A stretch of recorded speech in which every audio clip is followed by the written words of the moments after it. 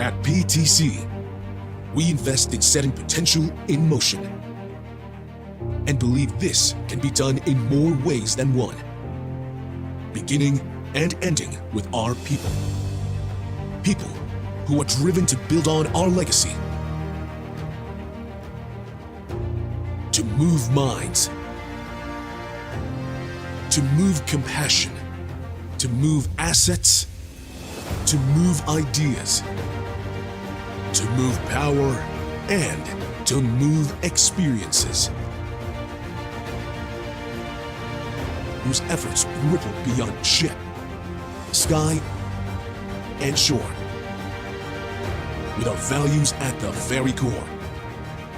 We seek to empower people to create a future that is greener, cleaner, safer, prouder, higher.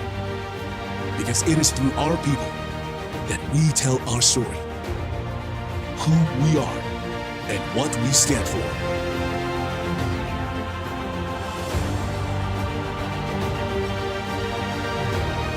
With a mission to serve, a passion to move the world in more ways than one.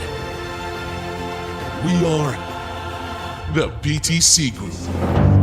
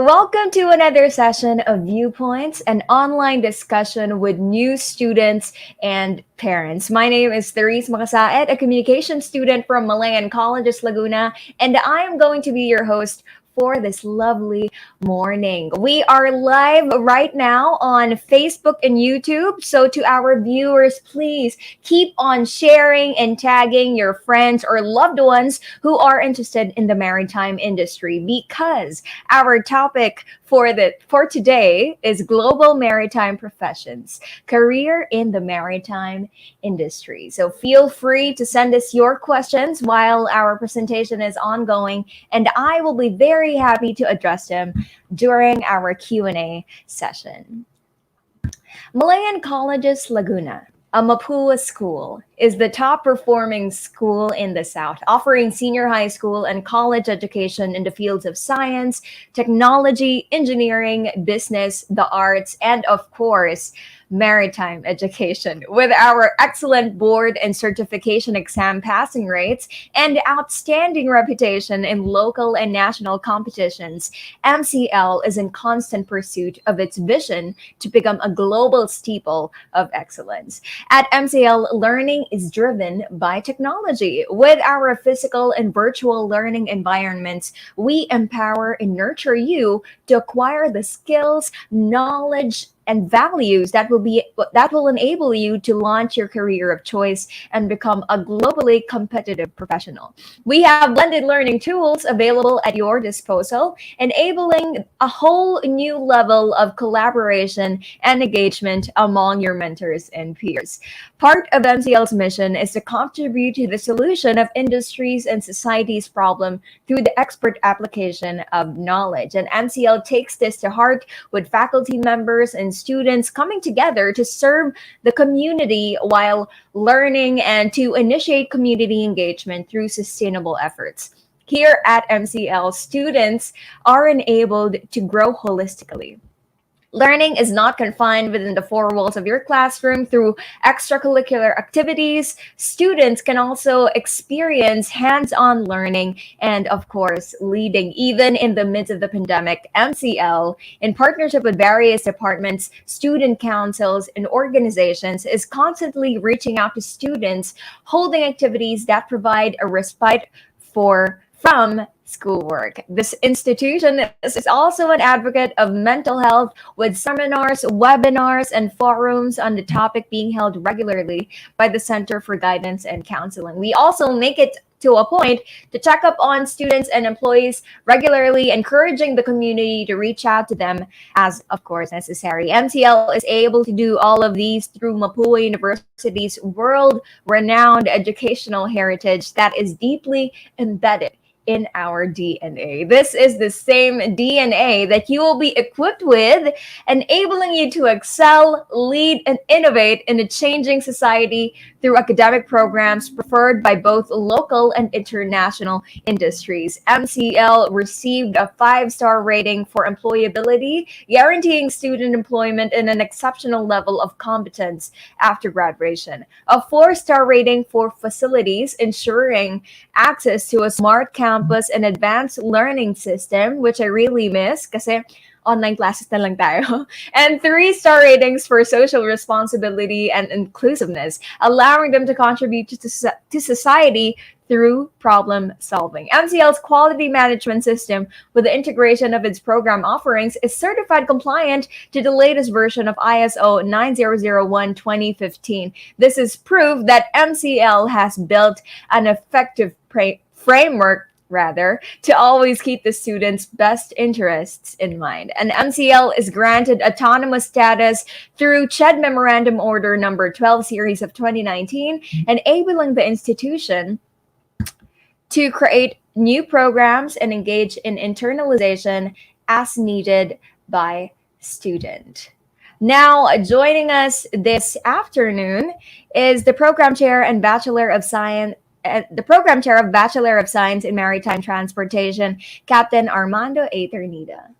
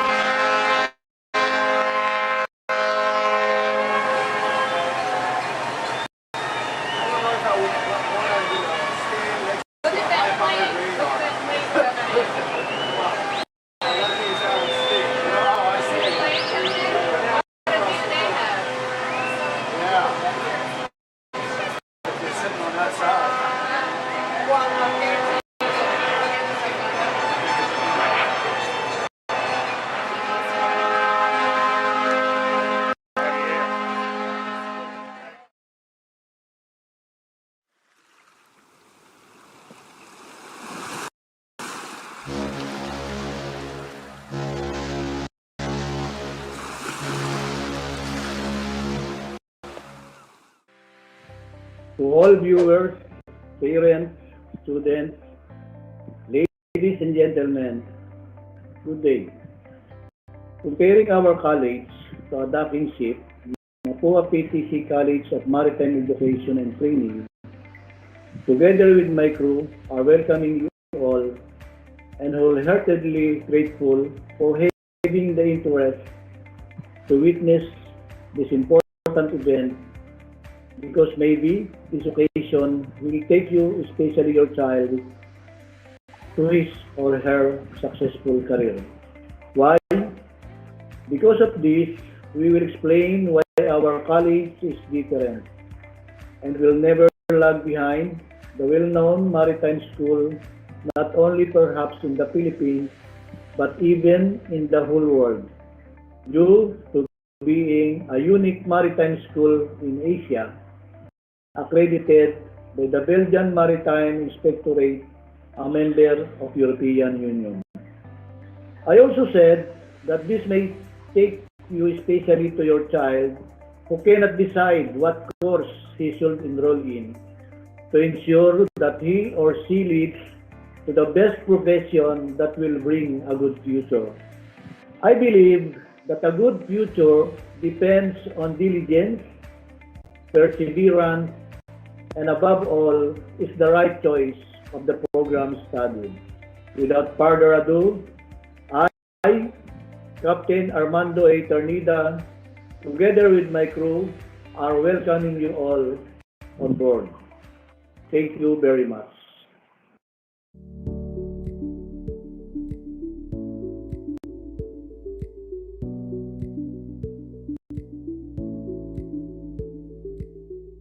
The background of Mapúa-PTC College of Maritime Education and Training, Malayan Colleges, Laguna.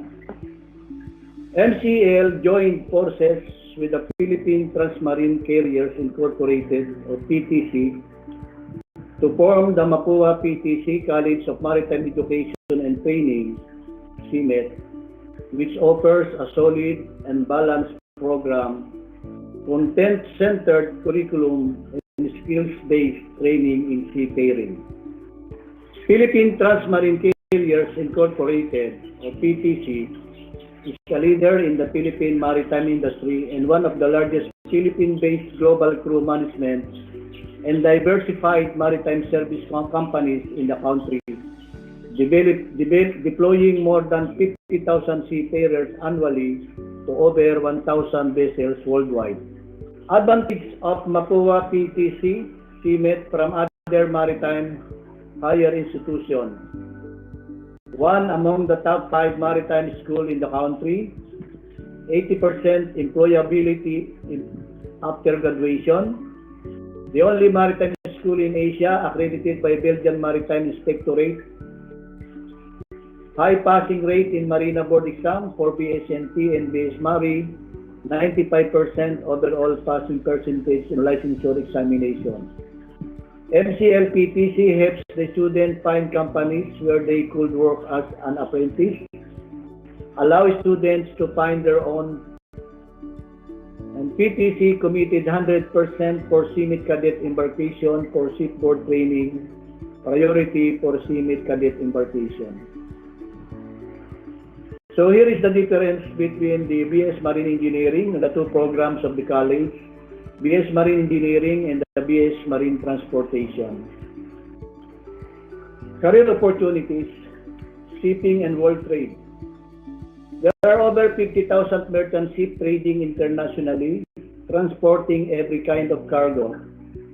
The world fleet is registered in over 150 nations and manned by over 1 million seafarers of virtually every nationality.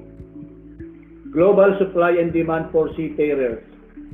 China, the Philippines, Indonesia, the Russia Federation, and Ukraine are estimated to be the 5 largest supply countries for all seafarers, officers, and ratings. The Philippines is the biggest supplier of ratings, followed by China, Indonesia, the Russian Federation, and Ukraine, while China is the biggest supplier of officers, followed by the Philippines, India, Indonesia, and the Russian Federation. The global demand for seafarer is estimated at 1,545,000, while the industry requiring approximately 790,500 officers and 754,500 ratings. This indicates that the demand for officers has increased by around 24.1%, while the demand for rating has increased by around 1.0%. The current supply-demand situation highlights a shortage of approximately 16,500 officers and a surplus of around 119,000 ratings.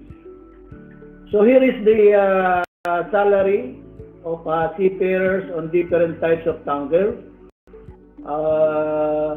You will notice that once you be a cadet for a product tanker, it is about $600 to $1,055, and for chemical tanker, $725 to $1,155, and for BLCC, $600 to $1,055, and for LPG or LNG tanker, $680 to $1,255.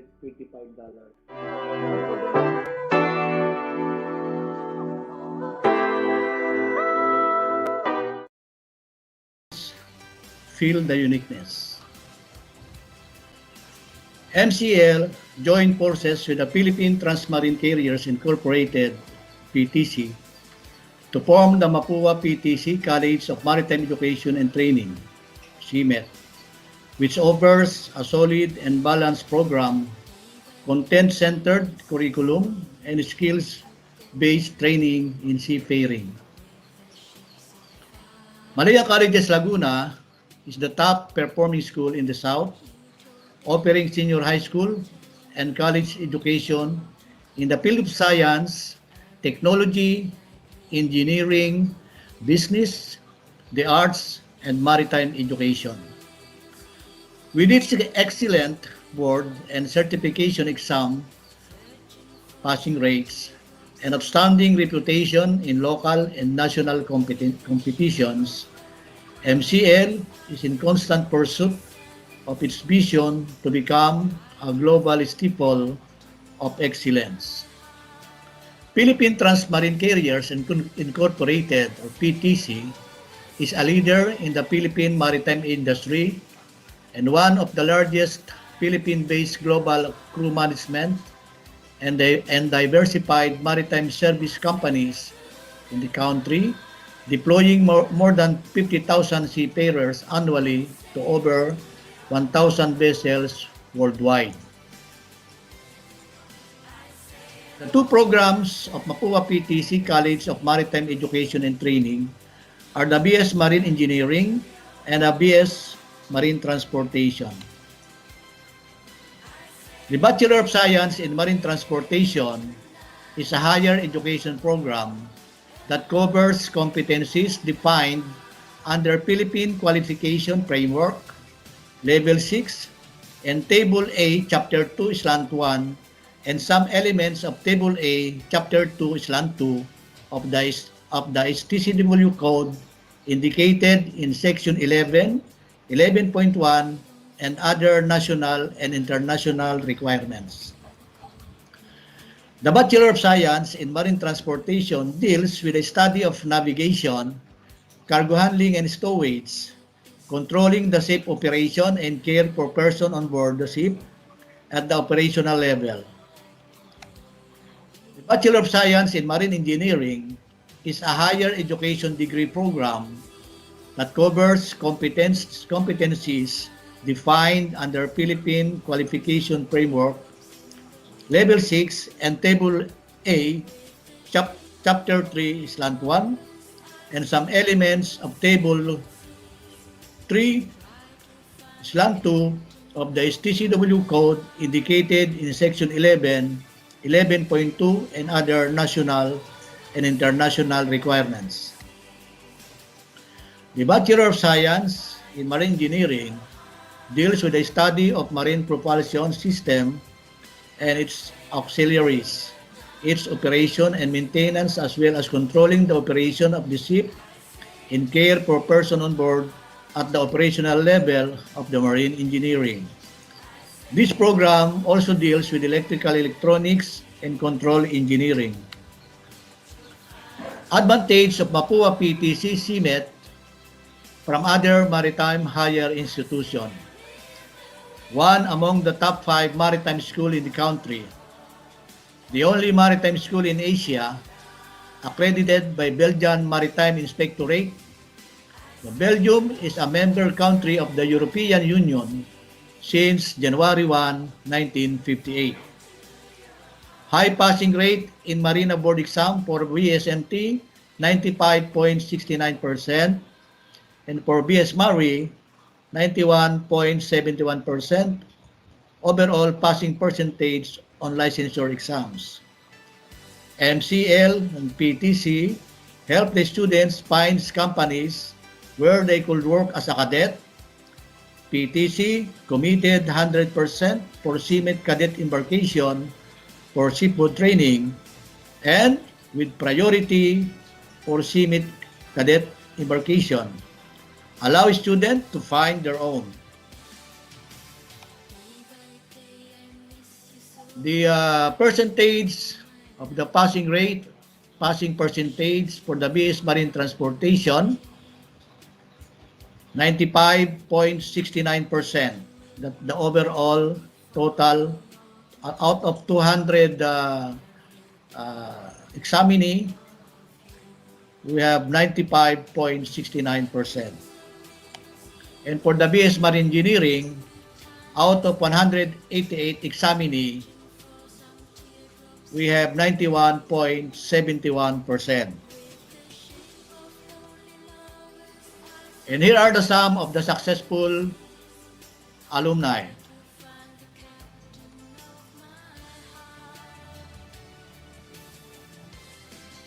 For Bachelor of Science in Marine Transportation, Master Mariner Ryan J.D. Cahiles, Chiefmate Jean F. Puntila, Officer in charge of Navigational Watch, Julian T. Jimenez.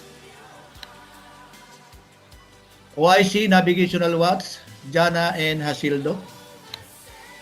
And for BS Marine Engineering, Chief Engineer Delmo Mark Angelo T. Chief Engineer Mika M. Di Guzman. Second Engineer Engineer C. Miralles.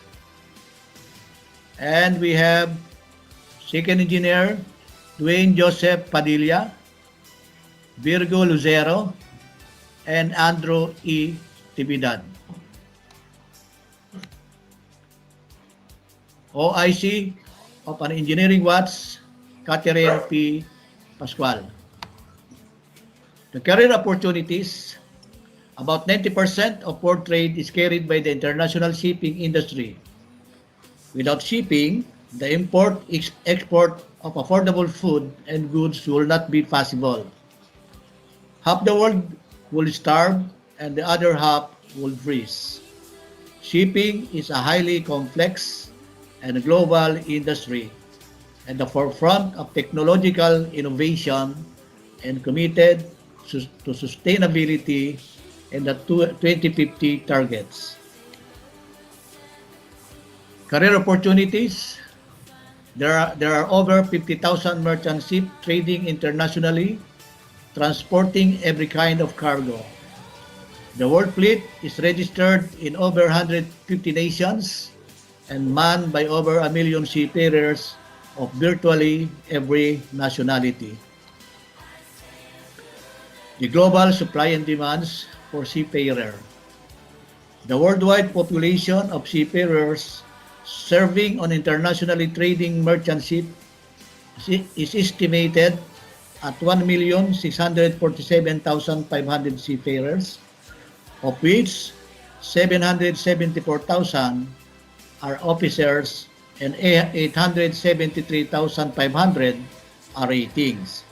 The global demand for seafarers is estimated at 1,545,000, with the industry requiring approximately 790,500 officers and 754,500 ratings. China, the Philippines, Indonesia, the Russia Federation, and Ukraine are estimated to be the 5 largest supply countries for all seafarers, officers, and ratings. The Philippines is the biggest supplier of ratings, followed by China, Indonesia, the Russia Federation, and Ukraine, while China is the biggest supplier of officers, followed by the Philippines, India, Indonesia, and the Russia Federation. The global demand for seafarers is estimated at 1,545,000, with the industry requiring approximately 790,500 officers and 754,500 ratings. This indicates that demand for officers has increased by around 24.1%, while the demand for rating has increased by around 1%. The current supply-demand situation highlights a shortage of approximately 16,500 officers and a surplus of around 119,000 ratings. When it comes to the salary, of course, for the master, it is about 11,500 to 15,400 for all different types of tanker. And for the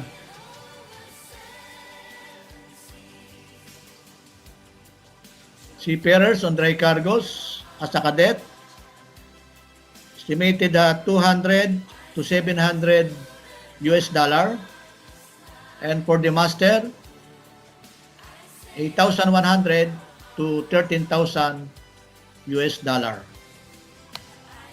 How to become a seafarer or how to become a seaman? Instant, are you the kind of person who loves the idea of feeling the ocean winds on your face, traveling to foreign ports, experiencing different cultures, and cultivating a global network of co-workers, friends, and industry colleagues while enjoying the rewards of high pay and great benefits? Are you looking for a career that will build your self-confidence and offer you opportunities for rapid advancement? If so, then working on a shipping vessel such as cruise ships, cargo ships, dry bulk carriers, or tankers may be the place for you. Why choose life at sea? Adventurous and exciting. Work with like-minded people.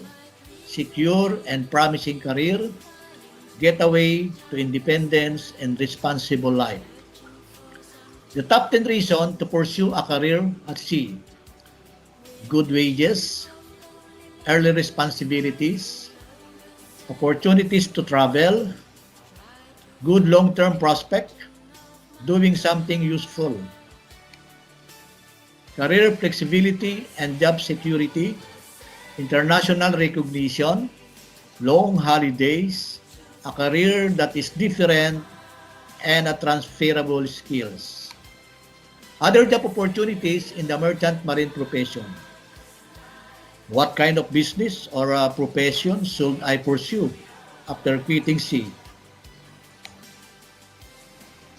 So we have shipbuilding, ship operations and management, port operation and management, ship surveying and inspection, offshore industry, maritime education and training, Philippine Navy, Philippine Coast Guard, Maritime Industry Authority.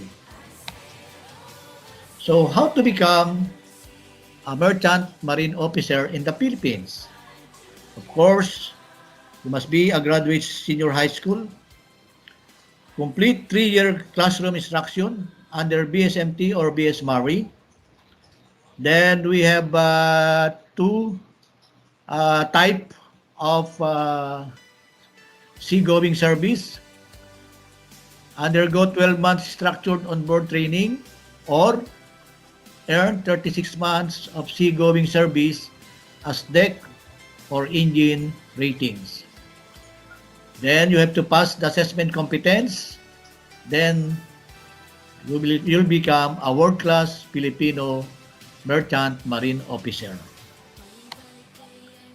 As I have said, Mapúa-PTC, College of Maritime Education under Malayan Colleges Laguna, is the only maritime school accredited by Belgian Maritime Inspectorate.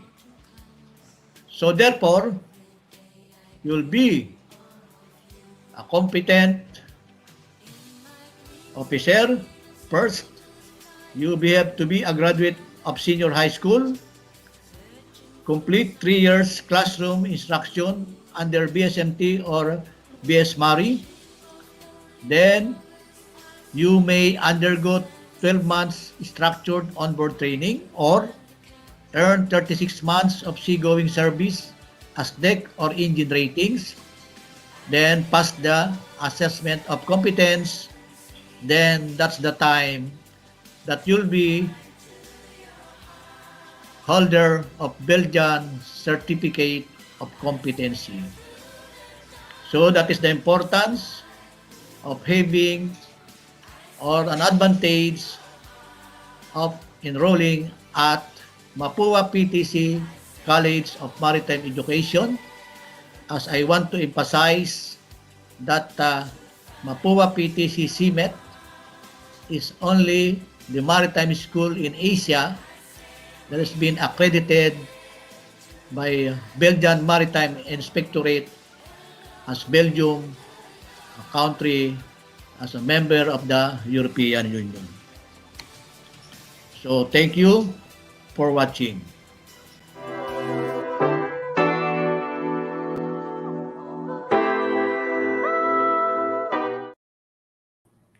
Thank you for that, Captain, or rather Dean of Mapúa-PTC CMET, Captain Ternida. We surely learned a lot from your presentation. And I know from our comment section, marami na rin na-introduce anong bang mga dapat nilang ma-expect when they become a maritime student in MCL. And now for the welcoming remarks, I would like to introduce a very notable individual, a seasoned PTC Global Maritime Professional with over 20 years of experience in both crew management and ship management. He is also the vice chairman of Angkla Party List, an NGO that seeks to champion the rights and interests of the seafaring workforce and raising public awareness of the seafarers' role in national building. He is very passionate about his community projects in Bulacan and continues to find ways to help uplift the lives of those around him. Please welcome, I would like to welcome this morning, Captain Ronald S.J. Enrile.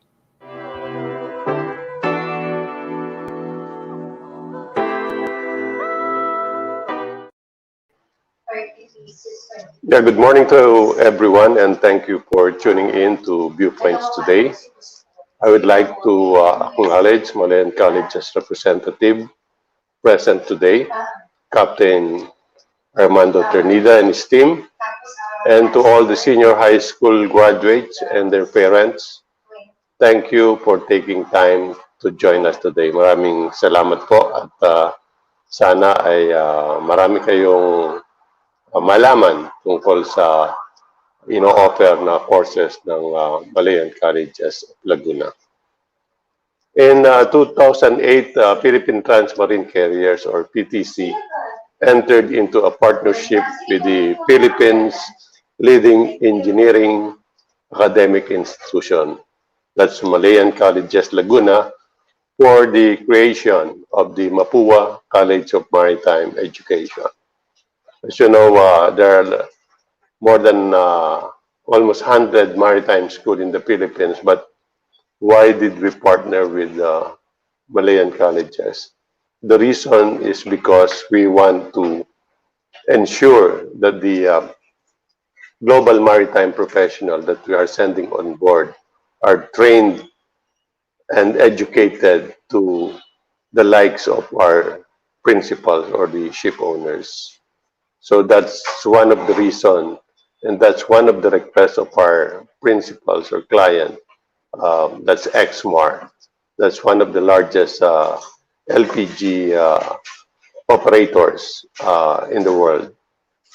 So Mapúa-PTC College of Maritime Education is proud to have earned the distinction of being the only maritime institution in Asia to have been fully accredited by the European community through the Belgian Maritime Inspectorate. Ano po ang ibig sabihin nito?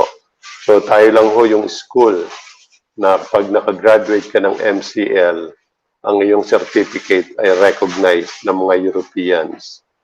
No? So that's very important, especially we're working globally.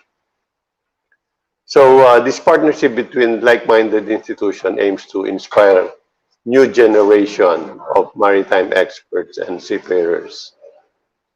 Mapúa-PTC College of Maritime Education have produced a number of graduates, both female and male. So sinasabi nila male-dominated ang maritime industry, but we have opened the doors. Binukas ho natin ang pinto para sa ating mga kababaihan na gustong maging global maritime professional o ang tinatawag nilang mga seaman or seafarers. So marami na ho sa graduates ng MCL ay mga officers and engineers on board the vessel. And I would say that this has changed their life. It's a life changer, ika nga. So,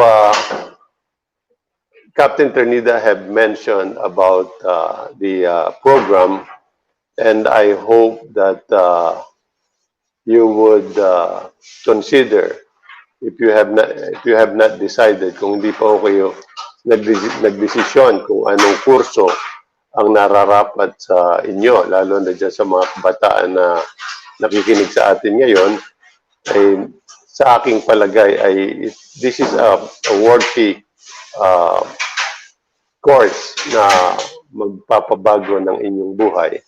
Ang importante lang ay magsikap at naniniwala ako na ang ating mga professors, instructors sa MCL ay mabibigyan kayo ng gabay para maging successful in your future.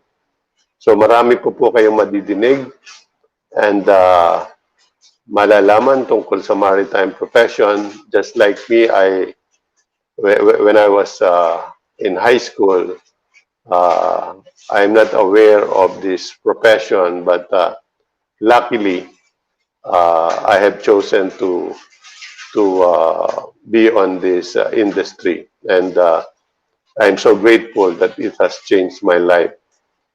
So para sa ating mga senior high school graduates at sa mga kanilang mga parents, pag-isipan po ninyo dahil ang ating pong ino-offer ang Malayan Colleges Laguna ay isa pong napaka-husay na institusyon at ang kanilang partner, ang Philippine Transmarine Carriers, ay isa sa pinakamalaking crew management company sa Pilipinas at we are deploying almost 50,000 seafarers annually. So ito ho ay malaking opportunity for the graduates of MCL to have a meaningful career. Again, hope marami pong salamat and you'll hear more about the maritime industry sa ating pong next speaker. So again, welcome and have a good day. Maraming salamat po. Thank you for that, Captain Enrile. Narinig naman po namin yung heartfelt speech nyo about the maritime industry. And I would like to welcome this afternoon for some additional insights an experienced PTC Global Maritime Professional who has been instrumental in transforming and improving the Philippine maritime education and training and certification for also over 20 years. He is currently the Quality Assurance and Program Director of the Philippine Center for Advanced Maritime Simulation and Training Incorporated, or PhilCamSat, the training arm of the PTC Group, and at the same time helps Ched and Marina in the implementation of the STCW 78 as amended. Let us also welcome this morning Chief Engineer Alfredo G. Habok.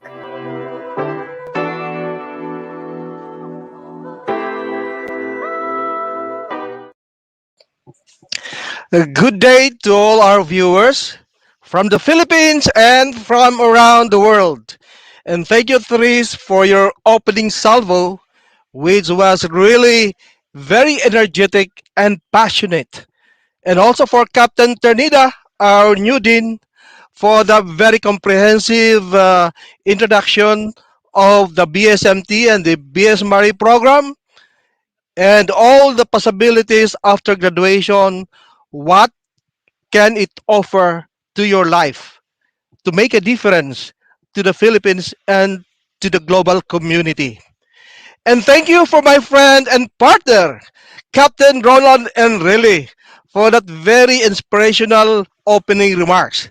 Today, ladies and gentlemen, let us explore all other very essential facts about the shipping industry. Take it away. We have to be reminded that the earth is composed of 70% water. That's very important. And all of you maybe are riding a bus, having cars, and just imagine how that fuel, that diesel oil or gasoline oil got into your car. Or how did you get the breakfast with apple juice with an orange juice? Or how did you wear that very updated version of the industry? This is all about shipping. It is the ship that carries all the goods from other countries to the Philippines, from the Philippines to other countries. That's 90%. Remember this. Next, please. Time when the world stopped, ships kept moving. People still shopped, ships kept on proving. The volume of trade that's moved by sea, 90% of trade, actually. Crops that are weighed, cars that are sprayed, and it's easy to see the impact this makes. Fruit and vegetables, toys and collectibles, wheats and grains, the blood in the veins. Like to land a farmer is, ships are to the sea. And if the world is the heart, ships are the arteries, which stock the pharmacies, move essential commodities. So there's a lot at stake across these seas. Without these routes, half the world would starve, while the other half would freeze. Without these bright-colored containers, the four walls in our house that contain us would be empty. The books we read, the animal feed, the oil we need, the global lives that we lead. No oil, no cars, no essential spare parts. The sea's version of stars, those flickering lights on the horizon. By moon and by sun, but the journey is never done. As a supertanker proves, the distance it moves is equivalent to 3 times around this earth a year. And we are served by over 61,000 ships. The things we buy, the things that shops sell, the 1.7 million seafarers, it's more than just engines that propel this industry. And it's easy to see that a lot is owed to the people that load. 6,000 ports worldwide, but it's not all plain sailing. It's rough seas and piracy warnings and the change that this inevitably causes. The sea covers 70% of our planet, so you can see why we need to plan it. A global community of knowledge and passion, from salt and sugar to the latest fashion. Our ships keep moving products we love using. Ships make the world go. They help trade flow and let business grow. Ladies and gentlemen, those are the reasons why I am very proud to be part of the shipping industry, the seafaring industry. I was once an active seafarer, and I love the job because I know what it can do for all of us, especially for our family and our loved ones. Next, please. If you look at this one, the bulk carriers type of ships. These are the different type of ships which you can board. The bulk are the one carrying our our grains, the wheat, also rice, and the other foodstuffs that can be placed in one cargo. Next, please. And we have also the container. These are the modern containers, which are now so huge, with more than 20,000 TEUs on board that vessel. And just imagine, all these containers are loaded with different goods being transported and needed by certain countries. Next, please. And of course, the Roro vessel. These are the one carrying the ships, and this number of cars on board the ship, maybe 4,000, 3,000, and maybe 2 hours only it will be gone, discharged. So that's how fast the ship is in terms of discharging these different cars. Next, please. And the other cargo carriers. I've been with reefer ships where we were loading fruits, refrigerated cargoes like meat, frozen meat, including lamb meat from New Zealand, Australia, and also Argentinian beef, good type of beef, and grapes from Chile, also oranges from California. So, ladies and gentlemen, you can imagine what the ships can do for all of us. Next, please.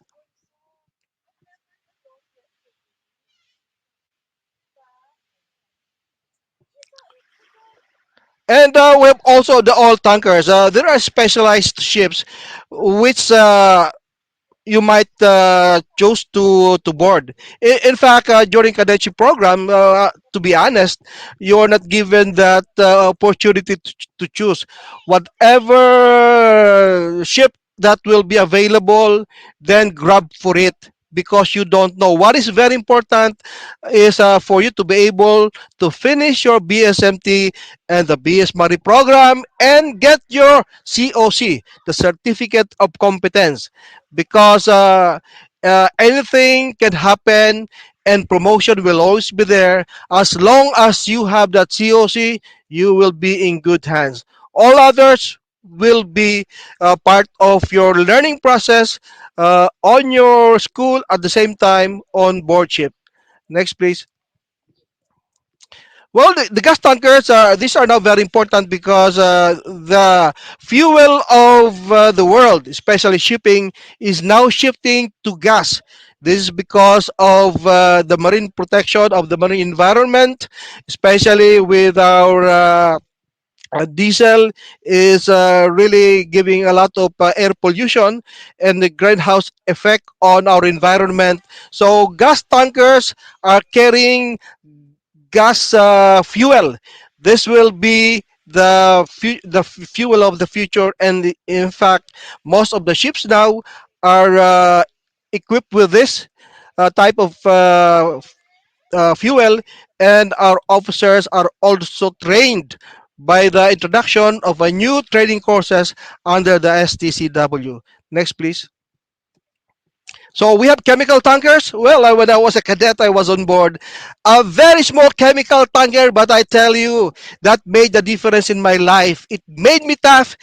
Every day of my life it is big waves because it was a small ship, but the transition from big to small, I have no problem with that. But if you come from a very big ship to small ship, you will have a big problem. Okay, so next, please. Then the offshore. Of course, this is for the exploration of this crude oil and also the gas. These are the one being used, and this is part of the mandatory requirements. That's mobile offshore drilling units. We have two here: the fixed one, and the other one is the mobile. So that is also part of the shipping industry. Okay, so it is very competitive in terms of financial rewards. Next, please. Next, please. So these are all about offshore different types of ships, but it is all addressing the requirement of our offshore. This is in line with the exploration of more sources of energy. But remember, it is now also exploring not only the gas, but also the hydrogen and also the wind. So all of this is for the purpose of ensuring the sustainability of fuel supply or the energy of the ships. Next, please. So these are all parts of the offshore industry, which are also being catered by our graduates. Next, please.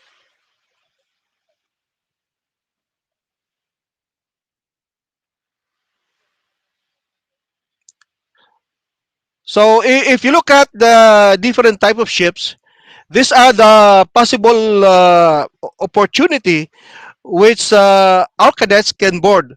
But to be honest, it will not matter where you will board. But if you want to select a specific type of ship later on after your graduation, you can always shift to other type of ship with proper training and guidance. So the cruise ship is well known to us.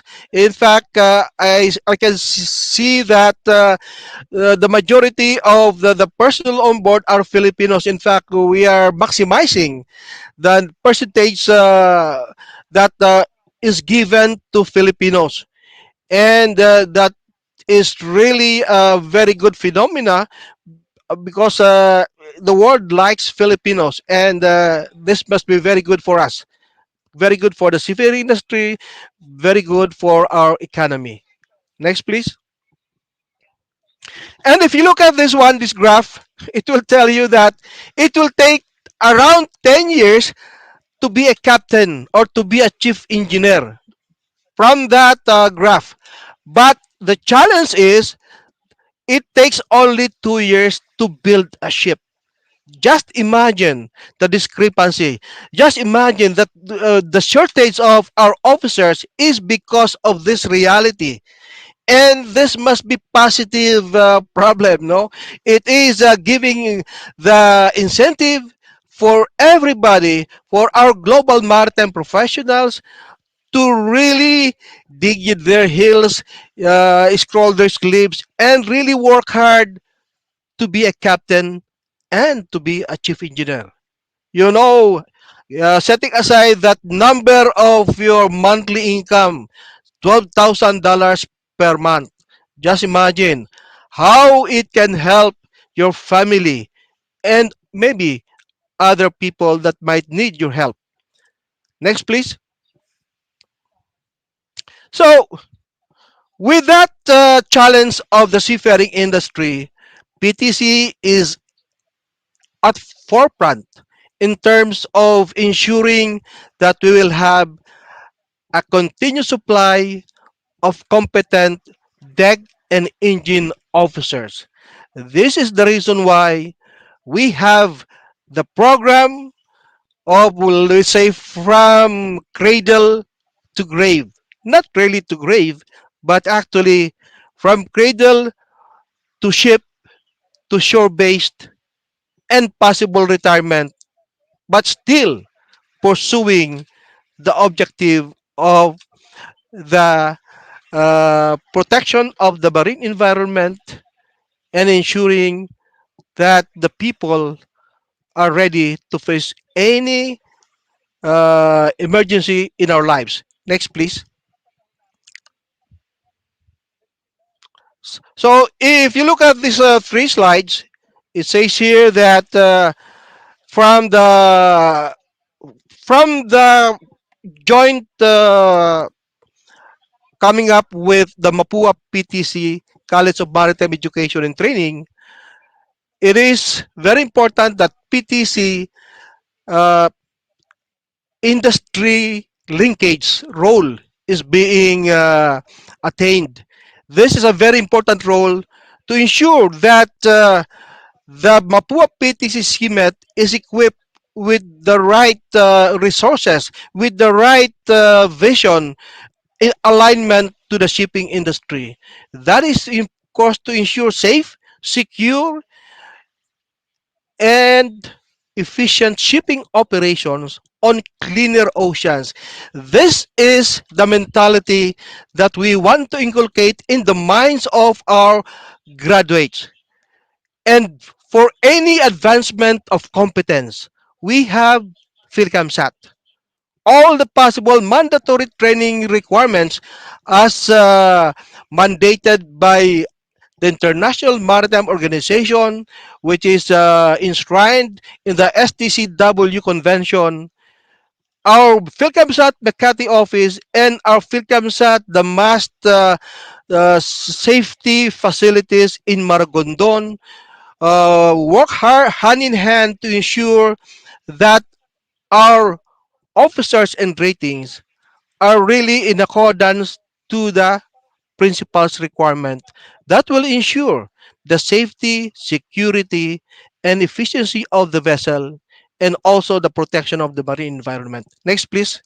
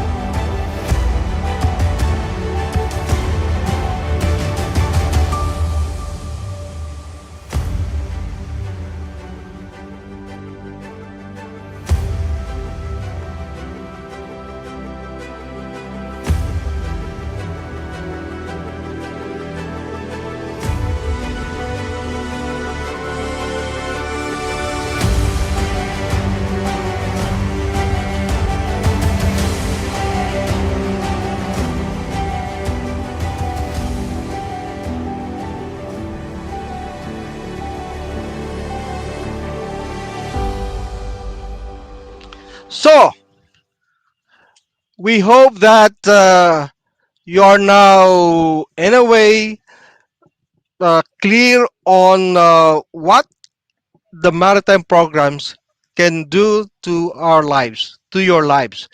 So, my dear parents, students, and my friends, viewers, Mapúa-PTC College of Maritime Education and Training will ensure that you will be guided properly. You will have mentors, hindi lang mentors, tormentors pa, no? So that we will know that whatever nationality you will be having on board, living with them, working with them, you will survive the 12 months onboard training phase of the maritime programs. It is our hope that every cadet sa Malayan Colleges Laguna, Mapúa-PTC College of Maritime Education and Training, that you will be provided with the onboard training ship to complete your programs. But all of you, each and everyone, has to pass the evaluation. And we will ensure, we will not stop until you will pass. This is our pledge, this is our goal, and that is aligning to the vision of the PTC as well as the Malayan Colleges Laguna under the Mapua PTC College of Maritime Education and Training. Maraming salamat po. Thank you very much. Thank you for that very informative presentation, Captain Habok. Feeling ko po nasa classroom na ako at may isa kong napakagaling na professor kasi ang dami kong natutunan about the maritime education. Rather, Chief Engineer Habok. And now for additional insights, let's welcome back Captain Ronald S.J. Enrile with Chief Engineer Habok. Yes, magandang umaga ulit. Just to react on what Chief Engineer Habok mentioned, I fully agree with him that shipping is very important to the lives of all the people, not only in the Philippines but in the world. Dahil lahat ng kargamento, lahat ng produkto ay isinasakay sa barko para mapunta sa atin, no? So yung mga gasolina, mga pagkain, mga damit natin, and all the raw materials are shipped through vessels. So napaka-importante ng barko at napaka-importante ng mga tao na magpapatakbo ng barko, at ito yung dinedevelop ng Malayan Colleges at ng PTC para masigurado natin na ang mundo ay gagalaw. Sabi nga namin sa PTC, we move the world in more ways than one. So ito yung ating mantra na gusto nating iparating sa mga future Global Maritime Professionals. No? And then, nabanggit niya yung tungkol sa career progression. No? Napaka-importante nito because what we want for our students who will become our future global maritime professional ay yung mga may ambition. We don't want na pagka nakakuha ng isang posisyon, naging officer, is that they'll be satisfied with that position. What we wanted are those students or those professionals who are aiming to achieve the highest position on board, or yung maging kapitan or chief engineer, dahil kung ikaw ay masasatisfy sa isang posisyon lang, mabablock mo yung mga nasa ilalim sa'yo at matatagalan bago sila umangat doon sa next position. So ito yung kailangan nating mga estudyante, yung mga na-train natin na mag-aspire sila for the highest position. And then, of course, siguro nag-iisip naman yung ating mga magulang na nakikinig at saka yung mga ating graduates at sinasabi nila doon sa nakita nila, delikado yata yung magbarko, yung safety natin, no? Of course, maraming challenges, but let assure you na bago naman sumampa sa barko yung ating mga kadete ay trained sila on all the safeties that they need to know when they are on board. So, kaya ho napakaraming mga convention, napakaraming mga rules and regulation that is to ensure na maiwasan ang aksidente on board. And ang nakakalungkot lang ho, ang nababalita sa ating press ay yun lang mga negative. Yung nagbangga ang barko, yung lumubog na barko, but they are not telling us the importance of the shipping industry.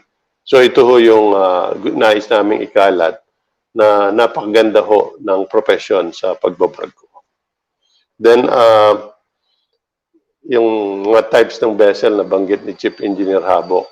So hindi ho ibig sabihin na lahat ng barko na yun ay pwede nyo masasakyan nyo. So especially kung officer ka, so meron hong tinatawag na specialization.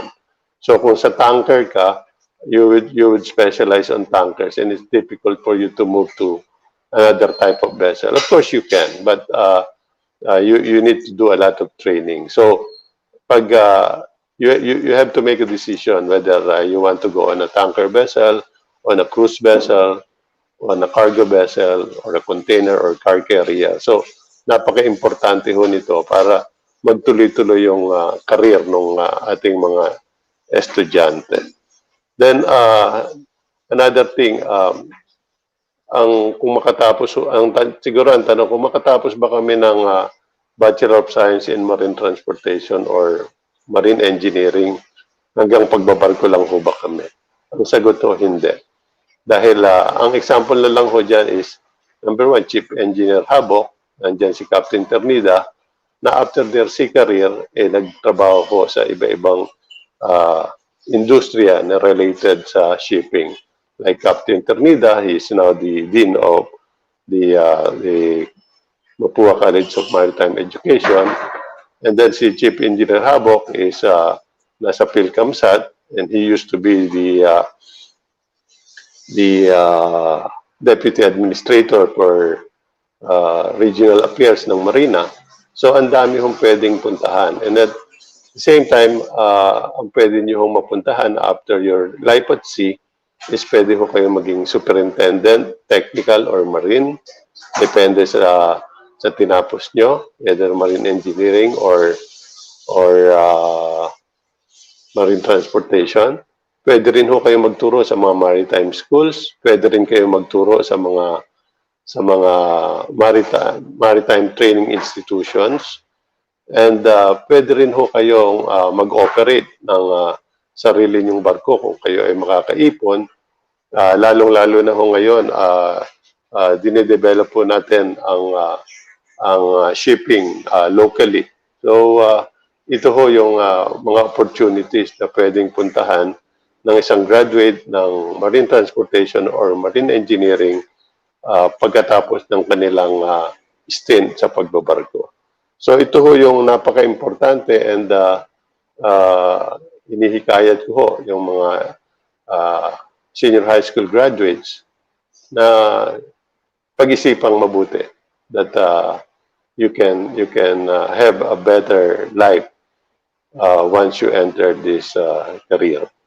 So, yun lang yung masasabi ko. And for the parents, please encourage your sons and daughters to go to school, to study hard, because yung hong edukasyon, ang isang pamana na pwede nyo ibigay sa inyong mga anak na hindi pwedeng manakaw or mawala. Thank you very much. Thank you for that, Captain Enrile. We move the world in more ways than one. Yun po yung tumatak sa akin. And it's also great that you cleared out yung mga different professions that they could go to after graduating from MCL, or rather if they want to venture into the maritime industry. So thank you very much for that insight, Captain Enrile. We are very happy for having you this morning. And now for more information about the admission, I would like to welcome the MCL's Director of Admissions, Sir Joseph Bisigan.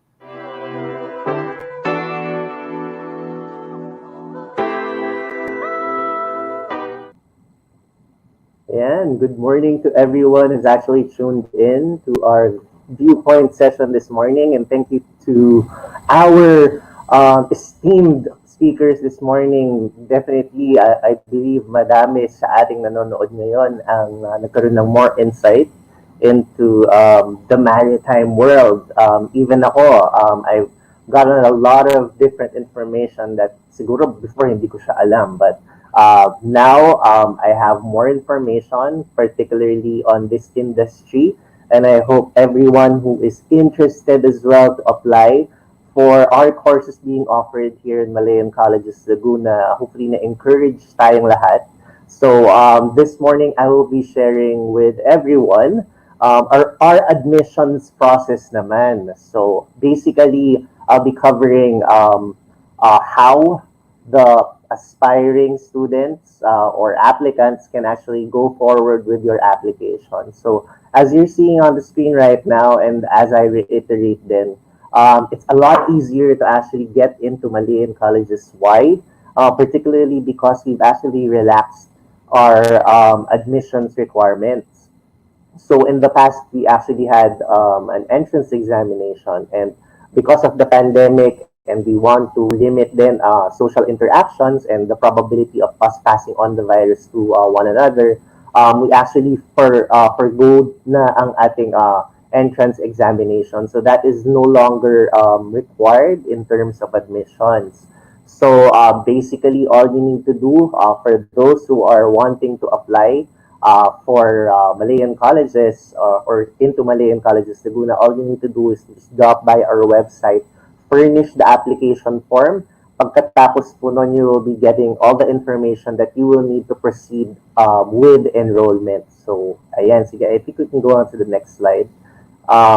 Currently, we can process your enrollment and applications online, but we can also cater to on-site enrollment din po. So, the reason why we're saying this is because kasi nga medyo limited ang ating social interactions, but we want to make sure na for those who want to process their enrollments or applications on-site, we're also available. Currently po, well, today we have on-site applications and enrollments available, but all through July and through August po, from Tuesdays to Saturdays, we are available. We operate during the window hours of 9 a.m. to 2 p.m., particularly because we want to control the crowd din po. Of course, your safety is our priority, so we want to make sure that we abide by the health and safety protocols, not just by instituted by the government, the LGU, but also by Malayan Colleges Laguna management. So if you're seeing on the screen right now, there's a QR code. If you have your mobile phones handy po, you can take a screenshot or you can scan the code. That will redirect you to an appointment form po. So before we go to the campus, let's make sure po na we have an appointment para we can schedule you po or secure your slot or schedule if you go here sa campus po. Next slide. Another way to actually secure an appointment is to just visit the website po. That's mcl.edu.ph. The first thing that you will be seeing there is a pop-up that shows you two options. Yung pong ating set an appointment image to the left, and also contact us or contact helplines link din po. So if you want to set an appointment po to drop by to Malayan Colleges Laguna, just click on the image to the left. Again, that would also redirect you to the form. And then if you want us naman po to contact you or call you back in terms if you have any questions or concerns regarding your application or enrollment, you only need to furnish that form to the right po. Tapos kami na po yung tatawag sa inyo. Sige, next slide please. I'll move on to the application process katulad po ng sinabi ko kanina. Dun po sa mga interested who would like to apply or prospective students who would like to apply, all you need to do is to just visit our website. That's mcl.edu.ph. Scroll to the admissions page, and all you need to do is to fill out the online admissions form. So, next slide. Ayan, when you go to the admissions page, all you need to do for marine engineering at saka marine transportation po, just click on the option to the right that says baccalaureate programs. or college programs, and that would lead you to the online application page for college programs. Next page. Ayan. So after you submit all the form, basically that would just require you basic information, the name, the address, your basic application information. Once you click on submit, you will get a confirmation email from admissions po. It will be sent to the email that you have specified in your application form. So please check your email accounts to see if you have already received the confirmation of the application po. Next slide. Ayan. So once you receive the confirmation of application, please read through the information that's indicated. One of the requirements po that we have is to process or pay the application fee, which is 400 pesos po.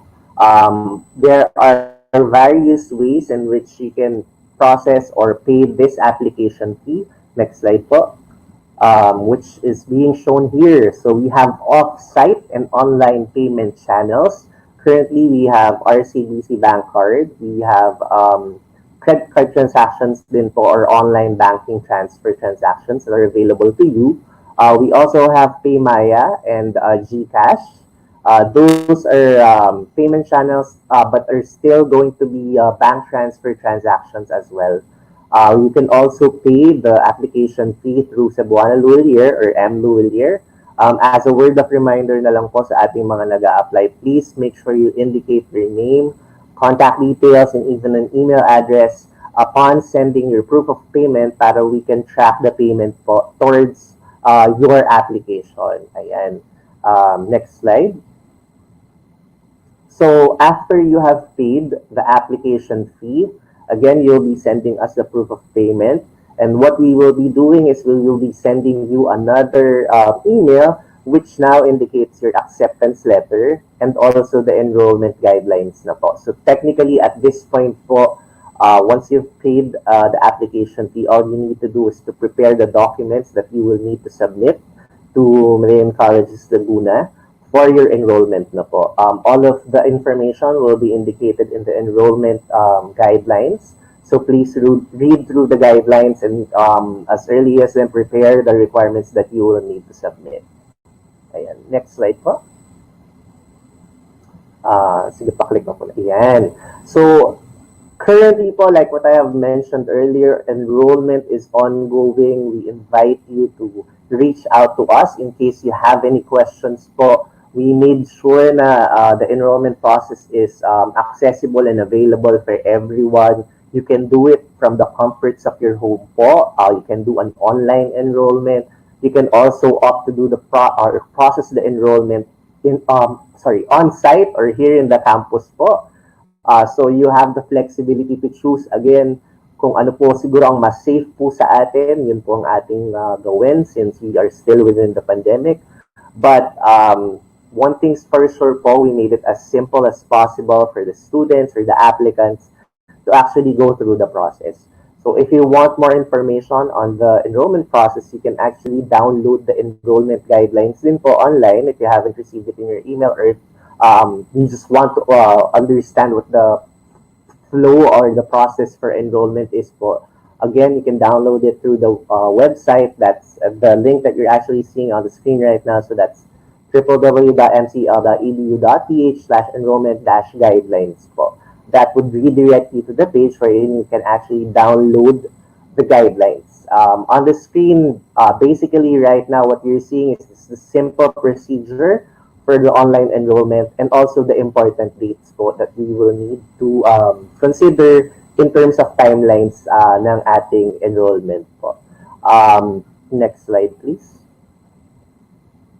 Ayan. So here on the slide or on the screen, you're seeing our admissions helplines po. If you have your phones handy, please take a screenshot just in case you need something to reference.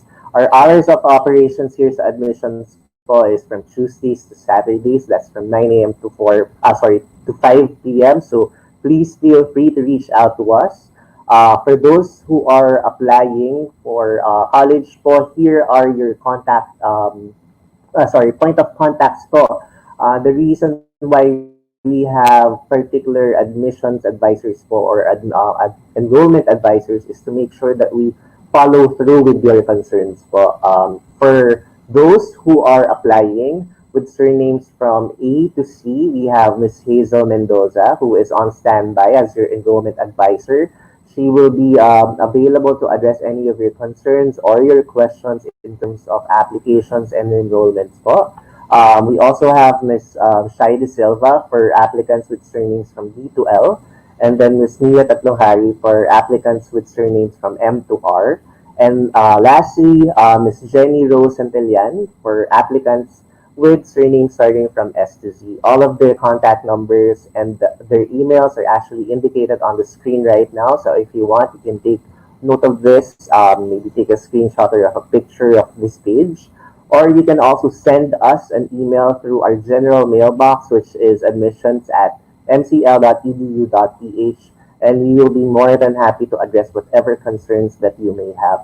For those who have questions po in terms of like tuition fees, matriculation, magkano po ba ang marine transportation or marine engineering, please send us po an inquiry through those email addresses that you're seeing on the screen right now, and we will be more than happy to send you a breakdown of the fees po and your payment options, the payment options that are available to you para you can make an informed decision in terms of enrollment. Ayan. Next slide, please. We're flashing this. This is actually for senior high school, just in case meron po mga applicants na nanonood. You can also take a screenshot here. This is again for senior high school. For those who are applying, this is also the information that you would require. Next slide, please. Ayan. I guess this is my last slide.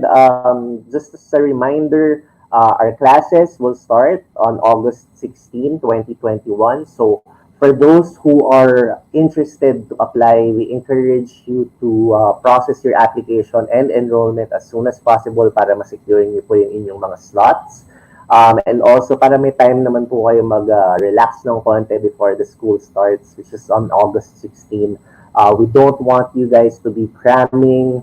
Last minute tayo magpa-process ng enrollment natin. So sana, and as a reminder na rin po, since we're trying to maintain health and safety protocols within the campus, if you can process the enrollment as soon as possible para hindi po tayo makikipagsiksikan or makikipag-unahan, that's going to be much more encouraged from the admission team's perspective po. Ayan. So hopefully, in the coming days, we'll see more of the applications from prospective students come in, particularly for those who are interested for marine engineering and marine transportation. Ayan. Maraming salamat po for participating this morning, and we'll see you later in the Q&A session.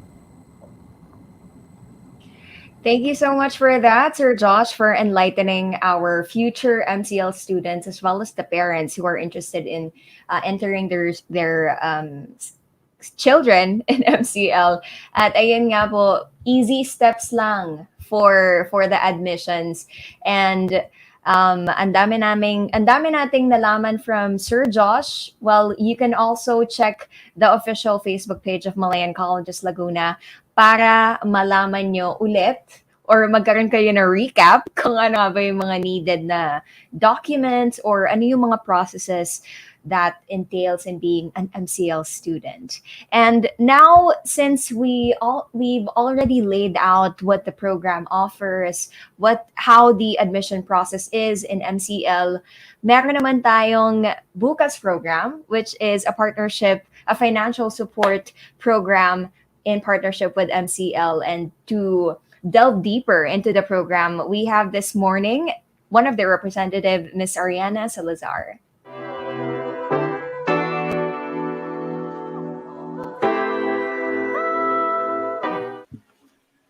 Hello, good morning everyone, and thank you Therese and po kay Sir Dian Canson, kay Captain Enrile, kay Sir Fred. Thank you for having me this morning. I hope to introduce bukas po sa lahat ng mga aspiring maritime professionals po dito at MCL. So kami po sa Bukas, we hope that we can help you reach your dreams in the maritime industry with our tuition installment plan. So as Therese mentioned, my name is Yana Salazar po, and I'm from the partnerships team at Bukas. Next slide, please. So ano po ba yung Bukas? Baka po curious po sila kung ano ba yung Bukas. So we are a digital platform that provides access to quality education at MCL through our affordable tuition installment plans. Yes po, we like to partner with reputable and quality educational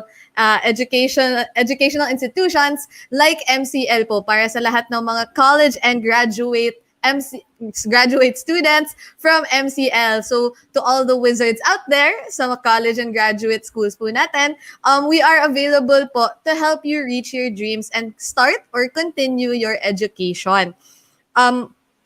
Yes po. So we hope again for all of those aspiring maritime professionals, sana po if ever you need assistance or financial assistance or are interested in our tuition installment plans, please feel free to check out Bukas on our website, bukas.ph, or through the Google Play Store app.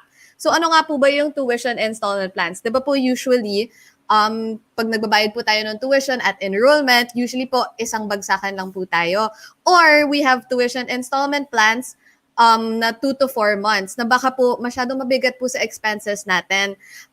We understand po that times have been hard, especially po ngayon na pandemic. So kami po sa Bukas, we provide affordable installment plans na payable in 12 months. So with our competitive interest rates, with our competitive interest rates of 1.5% plus a 3% service fee, one-time service fee po, lahat po ito madidivide po into 12 months. So for as low as 1,009 pesos per month po, makaka-continue na po tayo ng education with Bukas. So we like to keep our plans flexible or to fit po your monthly budget. This is really because we believe that education is an investment. We want to encourage all students po to continue their education in order to reach the career of their dreams para po makaabot po tayo ng barko. Makaabot po tayo sa maritime industry and rise up po, baka maging katulad po tayo ni Captain Ternida po. So we hope that with Bukas installment plans, we can help you reach that dream. So of course, we also have tuition rebates. So kunyari po, ready na po tayo mag-pay ng buong balance natin before the 12-month mark. So within 8 months or 6 months, makakabayad na po tayo ng buong ng buong balance na po natin. Of course, unfair naman po if pinagbayad po natin for the whole 12 months, we will provide interest rebates for the interest that you did not incur. Again, we wanted to make it as flexible as possible para mo makatulong po kayo, matulungan po namin kayo makapagtapos sa pag-aaral. So yes po. And we are, just to note that we are a digital platform that is completely online. Digital po tayo. So you can just apply through our website, www.bukas.ph, or through our Google Play Store app. Download lang po tayo sa Google Play Store ng Bukas app. Tapos from then on, you can already apply for a tuition installment plan. No need po to go to the Bukas office. No need to go to the MCL office. You can just apply online and you are able to get feedback in as fast as 3 to 5 working days. Basta po, kompleto yung requirements natin and you are a college or graduate student of at least 18 years old. Ready na po tayo mag-apply for a plan. Online po lahat. We wanted to make it as flexible, as safe, and as convenient for you. Of course, nasa pandemya po po tayo. So better po na you stay at home from the comfort of your own homes. You'll be able to pay na po for your tuition and continue your education at MCL. Next slide, please. Ngayon po, baka interested na po tayo. Paano po mag-apply? So we can help, kami po at Bukas, we can help finance partial tuition, kunyari po mid-semester or towards the end of the semester or right before your exams. Narealize po natin na baka kailangan po natin ng kaunting tulong para po makompleto yung buong semester. Of course, Bukas is here to help you finance at least part of your tuition, all the way up to 100% of your tuition. From start to finish po tayo. So you can apply every semester throughout the whole semester. Hindi lang po at enrollment, during enrollment season, hindi lang po during exams. Pag na-realize po natin na kailangan natin ng kaunting tulong, makakapag-apply na po tayo through Bukas. And of course, we also have our multiple installment plans. No need po to wait for the 12 months to finish. Once po natapos yung semester, you can already apply for the next semester po. Subject to approval, pero kaya na po natin mag-apply from all the way from first semester all the way until your very last semester at MCL na 4th year po tayo. So, willing naman po kami to help you start and finish your education. So, paano po tayo mag-a-apply? Again, as I mentioned, we are a completely digital platform. So you either have to download the app, meron po tayong QR code sa screen that will allow you to download the app, or to head on over to www.bukas.ph and click register. Dito po makakagawa po tayo ng account and submit our application form. So madali lang naman po, as long as you have your phone or your laptop handy po, makakapag-apply na po tayo through our platforms. And then once nakapaggawa na po tayo ng account, you'll be able to, kailangan po ready po yung ating minimum requirements. So you'll need your student ID or any government photo ID and your enrollment form or assessment form. Now, for freshmen po, sa mga incoming wizards po dyan, you'll also be needing to pay your down payment and submit this submit po yung proof of down payment and assessment form with your application. And then, you'll need a guardian. You need po to provide yung contact details ng guardian po natin of at least, yung guardian po kailangan at least 21 years old. This is of course in the case of emergencies. Siyempre po, we like to take care of our students and we want to ensure that nothing wrong has happened. So kapag hindi po namin makontak si student, andyan po si guardian as an emergency contact for us to get in touch with. And payment, of course, once approved po tayo for a loan, tuition will be disbursed directly to the school. This is to create a more seamless and easy transaction. So once po na-approve na po tayo for a loan, diretso na po yung disbursement, yung tuition po natin to the school para po makapag-start na tayo ng semester. So no problems on that. There's no need for you to go to a bank. There's no need for you to go to MCL. Kami na po bahala doon. We will be in charge. We will take care of interacting or transacting with the school to ensure that you get your tuition on time. This is really, we want to make it as seamless as possible for all students para po mas madali at makapagtapos po tayo sa pag-aaral. And of course, after you apply, after po ng disbursement natin, your first payment will be 30 days po after ng first disbursement natin. So, for the next 12 months po yan. So, you'll have po 30 days to get ready po para sa first payment natin. And of course, again, we wanted to make it convenient. So, we have over 8,000 payment channels all over the country. Both major banks and non-bank partners katulad po ng GCash, ng Union Bank, or kahit po sa Cebuana Luilier, ready po kami mag-accept at over 8,000 payment channels all over the country. So it's easier po for you to pay your tuition installment plans. So yes po, we really are here to help students and parents help finish their education. So we hope that Bukas will help you go all the way up until 4th year college, go all the way up until graduate school, to help you reach your dreams. So we wanted to make it flexible and convenient for all MCL wizards. So kami po at Bukas, we believe that your education is an investment so that you can reach your dreams. Kasi po, naniniwala po kami na may bukas para sa lahat. So for more information, of course, you can always visit our website at bukas.ph. We have a very comprehensive help center po doon.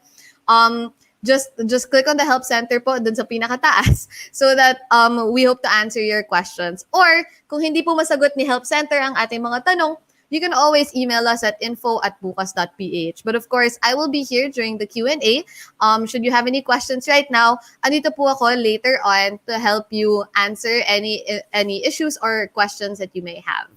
So thank you po again to MCL for having us here, and I look forward to the Q&A po. Thank you. Thank you for that, Miss Ayana. Ang dami ko rin ulit natutunan from Bukas kahit na narinig ko na rin siya last time.